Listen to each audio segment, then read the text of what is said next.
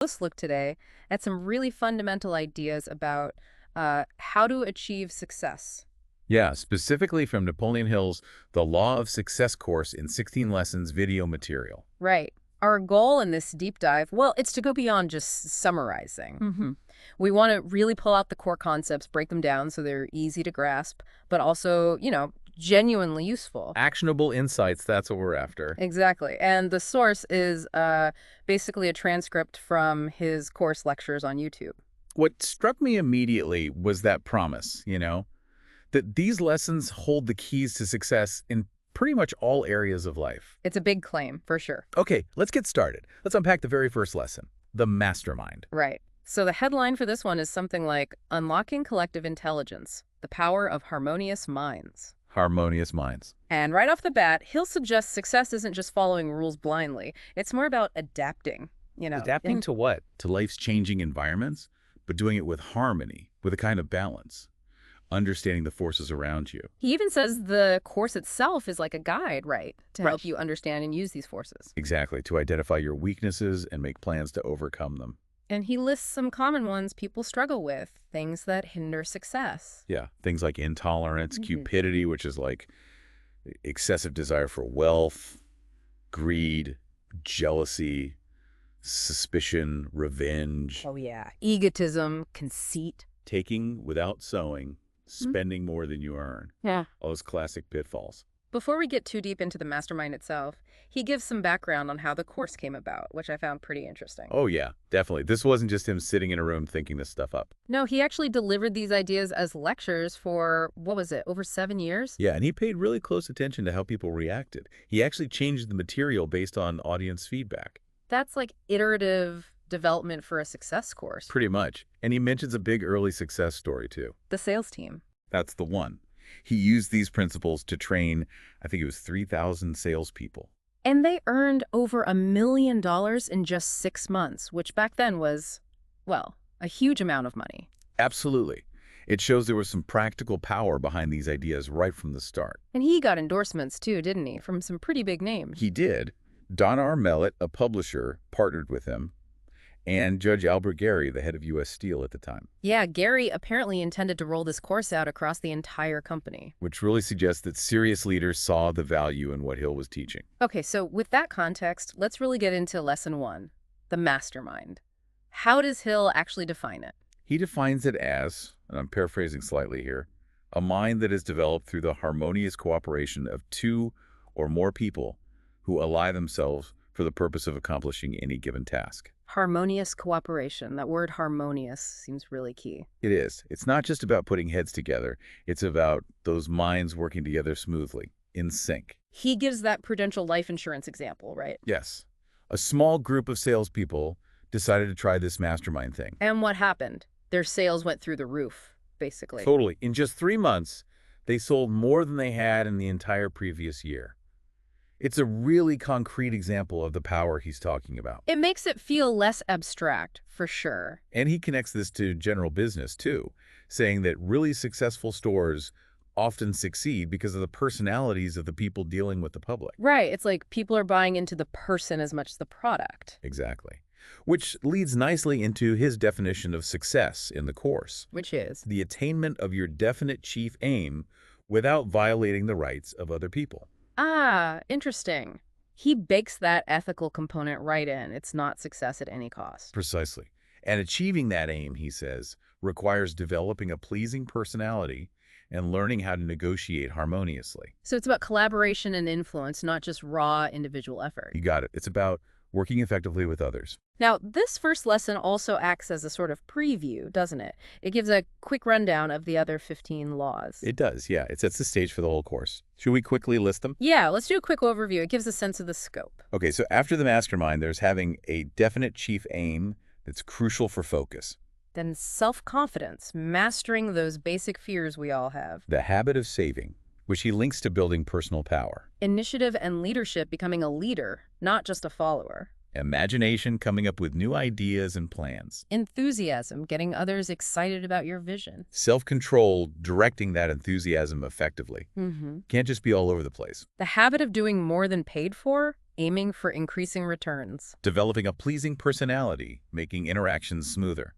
Accurate thinking, separating facts from fiction to build solid plans. Concentration, focusing your attention for mastery. Cooperation, valuing teamwork and using the mastermind principle. Profiting by failure, learning from your mistakes, not being crushed by them. Tolerance, avoiding prejudices that hold you back. And finally, practicing the golden rule, which fosters that harmonious cooperation we talked about. Wow, that's quite a list. It covers a lot of ground. It really does. And the ultimate goal, Hill says, of mastering all these is to develop enough personal power to achieve that definite chief aim. And that power, he argues, comes mainly from organized knowledge, right? More than just physical strength. Exactly. Knowledge that's structured and applied strategically. That's where the real leverage is. He talks about two ways to get knowledge: studying what others have organized. Like reading books, taking courses. And then through your own probable experience, learning by doing. Right, a mix of theory and practice. Now, this is where he goes a bit deeper, almost into physics. He talks about matter being made of molecules, atoms, electrons. Yeah, he describes them as these constantly moving centers of force. Yeah. And he uses that analogy. The same principles govern a grain of sand as the whole universe. It's a big picture view. He says the different elements are just different combinations of these atoms and electrons. And he even brings up alchemy, the old idea of changing lead into gold, suggesting modern science does similar things by manipulating electrons. Which kind of leads him into this idea of ether as a medium for thought. Yeah, this is a more, let's say, speculative part. He suggests every brain is like a broadcasting and receiving station for thought vibrations traveling through this ether. He mentions Thomas Paine noticing two kinds of thoughts: the ones we consciously create and the ones that just seem to pop into our heads. Right. Hill theorizes that maybe those spontaneous thoughts come from this universal mental library stored in the ether. It's a wild idea, but it connects back to the practical stuff. Definitely. It connects back to mental attitude. Your state of mind, he says, can literally attract or repel people. So harmony, both within yourself and with others, is essential for blending minds effectively into a mastermind. Exactly, which is why he talks about leadership and esprit de corps, that feeling of unity. Leaders use different methods, he says: force, persuasion. But he highlights the magnetic type of leader, using Napoleon as an example, someone who naturally draws people together. And negative minds. They block this process. Totally. You can't mix positive and negative harmoniously, he argues. That's why regular meetings are important for mind merging. He points to successful sales teams doing this. I like the analogy he uses: the brain as an electric battery that needs recharging through contact with other vital minds. It really emphasizes the importance of your environment and the people you associate with. He even predicted mind chemistry would become a university subject. Maybe it has, in fields like organizational psychology. Perhaps, yeah. And to show this mastermind power, he uses that fitness example of Ford, Edison, and Firestone. Their friendship and annual retreats. He suggests their combined minds tapped into something special. Right, accessing unique knowledge, understanding natural laws, maybe even this mind chemistry he talks about. He suggests an ideal group size, too, like 6 or 7 people. Yeah, he draws a parallel with Jesus and his disciples. He thinks that size is optimal for enhancing imagination and developing a kind of sixth sense for ideas. It's like the mastermind becomes a magnet for relevant ideas. Goes back to the battery analogy again. Connecting minds increases the total power. He even saw the invention of the radio as supporting his ether and thought vibration theories. He applies it to public speaking, too, how a speaker feeds off the audience's energy. And even spiritualist meetings, suggesting the messages might come from the group's collective subconscious or this ether. It's an intriguing thought that maybe geniuses throughout history formed these alliances, consciously or not, accessing this wider knowledge pool. Yeah, and he makes that connection between high sex drive and genius, suggesting that energy can be transmuted into mental power. That's one of his more debated points, I think. Definitely. But then he brings it back to Business Wrigley, Judge Gary at U.S. Steel, their success linked to applying these mind chemistry ideas. And he gives that great definition of power. Organized knowledge expressed through intelligent effort. It all comes back to collaboration. That story about the college student analyzing Henry Ford is perfect. isn't it? Mhm. Saying 75% of Ford's assets were organized knowledge and cooperation, only 25% physical stuff. It implies that even if Ford lost everything physical, his real asset, the mastermind, the organized knowledge could rebuild it all. Ford really understood organized knowledge, Hill argues. Hill acknowledges that early applications might have been a bit rough, maybe even cruel or accidental. And he credits Mrs. Ford's influence on Henry's early days, showing the mastermind can work in close personal relationships too. Ford overcame a lack of education, poverty, partly through these principles. Hill sees big industrial mergers as just organized effort on a massive scale. It's always about organized knowledge versus just plain knowledge. He uses nature needing organization to survive as another parallel. And while smart business people use organized effort, he thinks few consciously grasp the underlying mind chemistry. He admits achieving true harmony in a group is hard. It's rare. Yeah, but that harmony is the essential nucleus of a mastermind. He even saw Woodrow Wilson's League of Nations idea as an attempt at a global mastermind. He talks about revival meetings, too, the psychology there. Right, how music helps create that temporary unity, that shared emotional state mind chemistry again. But often it dissolves when the leader leaves. He said he experimented with creating similar positive atmospheres himself without the religion. And had success in a sales school using these principles. It connects to how our minds influence our bodies, even digestion. Harmony is fundamental. He points out that even harmonizing the different forces within our own minds is tough, let alone a group. Which leads to the qualities needed in a leader who can build a mastermind. Yeah. Tact, patience, persistence. Health confidence, knowing mind chemistry, adaptability, self-control. Quite a list. And his definition of education is interesting from educo, meaning to draw out from within. Applied knowledge is power, not just facts. An educated person knows how to get the knowledge they need for their purpose, ethically. Exactly. And he shows how to apply the mastermind. Business growth, employee cooperation, sales, marriage. It's versatile. The core is that friendly, harmonious alliance, creating a new, influential mind. But he warns disharmony creates negative power, like bad chemical reactions. The mother-in-law effect, a common negative application, he jokes. So the leader's job is crucial grouping people for harmony. He credits Carnegie's success largely to his well-chosen mastermind group. And Ford, while self-reliant, knew he needed others' knowledge. Disharmonious alliances sabotage your goals. You have to break them off, even if it's hard. He even justifies divorce in cases of true, irreconcilable disharmony. But It's not always the other person's fault. Self-reflection is key. Maybe you just don't harmonize with that person, but could with others. which leads to that modern idea of repositioning employees, not just firing them. Find the right fit. He really hammers home that understanding this mastermind principle is vital for the rest of the course. And encourages people to ask for clarification if needed. Mastering this opens up opportunities. He thinks this first lesson alone is powerful enough for someone with sales aptitude to achieve mastery. He gives that one-a-week club example from the car dealership. Record sales through applying these ideas. And suggests insurance agencies could do a policy-a-week club. Same principle. But he cautions against going all in until mastering the next few lessons. This is foundational. Right. He describes the car team's weekly luncheons, discussing the principles, applying them, even use social pressure, like a tinware table, for those who fell behind, as motivation. Adaptable to different fields, he says. And the bottom line. It works and benefits everyone involved. Which neatly brings us to lesson 2. Okay, lesson 2. A definite chief aim.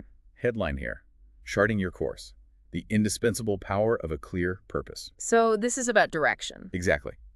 Hill says the whole course is built on factors known to be used by successful people. Style is secondary to clarity. The value isn't just reading, it's the thinking it sparks, right? Stimulating your mind to organize itself. Precisely. And the core idea here is singleness of purpose. Focus. Like Jack Dempsey training, focusing every bit of effort. That's the analogy. A definite chief aim focuses your energy, prevents it scattering like unfocused sunlight, He turns it back to the listener, asking you to define your own success. It's personal. and urges you to test these principles yourself. Don't just accept or reject them blindly, echoes Herbert Spencer. Don't hold contempt prior to investigation. Especially with the mastermind idea, which might seem new or strange. Keep an open mind. He mentions that scientists like Bell, Steinmetz, Burbank believed in the mastermind's soundness, plus business leaders. And reminds us of his own decades of research and university reviews confirming the economic soundness. Which brings us back to that pivotal interview with Andrew Carnegie. Yeah, where Carnegie reveals his mastermind group as the source of his wealth, not just steel, but the coordinated minds. And how that group could succeed anywhere. The power was in the organization, the harmony. Hill says Carnegie's associates, like Schwab, confirmed this Carnegie's ability to inspire and coordinate. So success isn't magic, it's applying these universal laws, like organized effort. Absolutely. Crucial in business, crucial in war. He contrasts it with propaganda's destructive power through disorganization. General Thoch's unified command turning the tide in WWI is another example. And the railroad bridge, its strength comes from organized structure?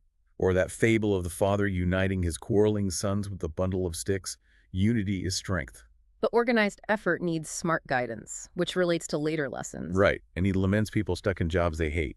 A big aim of the course is helping you find your right place, your niche. Using that character analysis chart from Lesson 16, eventually, the course is a stimulus for self-discovery. He contrasts Henry Ford again with someone maybe more skilled but stuck in the same job because they lacked that definite aim, that vision. He sees institutions like churches, schools, newspapers as powerful organized forces.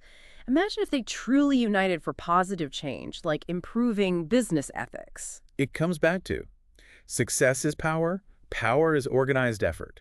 He shares that Yale grad's testimonial about the course being the master keyboard of life. Yeah, but you have to learn to play it yourself, based on self-analysis. Then he shares his findings from analyzing thousands of people. 95% were failures. Why? Lacked a definite chief aim, didn't enjoy their work. The 5% successes. Had clear aims, loved their work, and saved systematically. Definite is the key word again. 95% just drifting. That's startling. He explains the psychology. Actions follow dominant thoughts. A definite aim becomes dominant. And the subconscious mind helps attract what you need for that aim, like attracts like. Which is why associating with harmonious people is so important. He argues we have a duty to aim high, and believes anything reasonable is attainable with a well-developed, definite chief aim. That story of Louis Victor Iden overcoming TB in prison through a definite aim and autosuggestion is incredibly powerful. Great leaders always have a definite chief aim. It commands respect, drives progress. Economically, no aim means you're like that ship without a rudder. Wasted energy. Hard work and good intentions just aren't enough on their own. It's like building a house with no plans, chaos. He sees it as tragic that most people start life without purpose or plan. Character analysis helps find your niche. Without purpose, energy dissipates. The magnifying glass, again, focus creates power. Or the dry cell batteries organizing mental faculties amplifies power. Carnegie's advice: put all your eggs in one basket and watch the basket. He even shares that critique of his own scattered thinking and how the 15 points brought focus. Then that lovely story of the lame man and the blind man forming an alliance. Allied effort overcomes individual limits. A single person achieves less than an alliance. Carnegie's mastermind wasn't homogenous, it was diverse but coordinated. Like a winning football team, teamwork towards a definite goal. So you need to know exactly what you want, not vague desires like more money. You need a precise method too. He dismisses answers like, I want to serve others and earn a living, as too vague. The lesson's goal isn't to pick your job, but to show the value of a definite purpose and organized effort. And successful people. They decide quickly and definitely. Working with an aim builds that decisiveness. He lists examples: Woolworth, Wrigley, Edison, Field, Armour, the Wrights, Pullman. All had clear, focused aims. Even the Anti-Saloon League had a very definite aim. Find what you do best, make it your aim, and fuel it with passion. He revisits the psychology. Mind controls body, thoughts lead to feelings and action. A definite purpose becomes the dominant thought. Guiding focus, gathering resources. Desire is the starting point, a burning desire, like those students working their way through college. Autosuggestion. Implanting that desire deeply makes the mind a magnet for its object, within reason. It's not just wishing, it's believing you'll get it. Believers are doers. They persist through setbacks, like Edison. Persistence. That's the key word for this lesson, he says. Getting knowledge, achieving goals, it's like climbing the mountain. Requires effort, persistence, everything has a price. Nature rewards relentless effort. So the actionable steps. Choose your definite chief aim. Write it down. Put it where you see it daily. Don't procrastinate. That has to be your aim. Start now. Analyze your desires. Decide what you want. And lesson 3 will tell us the next steps. Exactly. Every step is planned. Follow directions persistently. Aim high, but start somewhere. Vague aims get vague results, which leads us perfectly into Lesson 3. Lesson 3, self-confidence, headline. Unleashing your inner power, mastering fear, and cultivating unwavering self-belief. Okay, this one starts with a really specific instruction. Form a friendly alliance. Basically, a mastermind group focused on you. Right. Choose people you trust deeply who have your best interests at heart, spouse, family, close friends.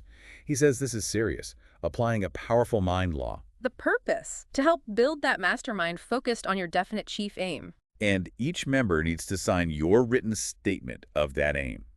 They need to be fully informed and totally on board. Give them a copy. But, and this is important, keep the specifics of your aim secret from the wider world. Why? To avoid negativity and doubt from others, you need encouragement from your alliance, not derision. Makes sense. Protect the seed while it's growing. And if you believe in prayer, make your aim the object of your prayer daily. Ask alliance members who also believe to do the same. Adding that spiritual dimension again for those who connect with it. Now, here's the rule he calls most essential. What is it? Arrange for your alliance members to tell you positively that they know you can and will achieve your aim. They need to affirm it to you. Yes, at least once a day, more if possible. It's about reinforcing that belief. And you have to follow these steps persistently, with full faith, until the aim is achieved, however long it takes. But stay flexible, be willing to change your plans if needed, just not the aim itself. What if someone in the alliance loses faith? Replace them immediately with someone more loyal and enthusiastic. He says Carnegie did this. Success needs loyalty, faith, sincerity, cooperation, positivity. These principles work for business alliances too, right? Not just personal goals. Absolutely. Individual or group success. Failure usually comes from a lack of faith, loyalty, or sincerity within the alliance. He says your definite chief aim should become your hobby. Yeah, something you're intensely focused on, passionate about. You can achieve what you intensely want and believe you'll get within reason. Again, that difference between wishing and truly believing. Believers are doers. They don't accept impossible. They see setbacks as temporary, like Edison again with his thousands of attempts. So the key word for this lesson? Persistence. Again, he says you now have the master key to achievement, but you must use it. It might be tough at first. But perseverance leads to success. Everything has a price. For your aim, the price is continuous, unyielding, persistent effort. He summarizes, you know what to do, when, how, and why. And mastering this lesson, self-confidence, gives you the belief needed to follow through on everything from Lesson 2. Okay, so wrapping up our deep dive for today, we've covered a lot. The mastermind, the power of harmonious collaboration. How combining minds achieves more than individuals can alone. Then the definite chief aim, that essential first step, providing focus and direction. Absolutely critical for channeling your energy and attracting what you need. And these aren't just theories. Hill presents them as actionable principles, things you, the listener, can actually apply. Which leads to that final thought, doesn't it? That provocative question for you to consider. What is that untapped potential in the collective intelligence all around you, in your friends, family, colleagues? And how much clarity could a truly defined purpose bring to your own life, your own journey? So the question is, what small step can you take, maybe even today, to start harnessing these forces? The power of collaboration, the power of clear intention. Really makes you think, doesn't it? It does, and this is just scratching the surface. We'll continue exploring these laws of success in our next deep dive.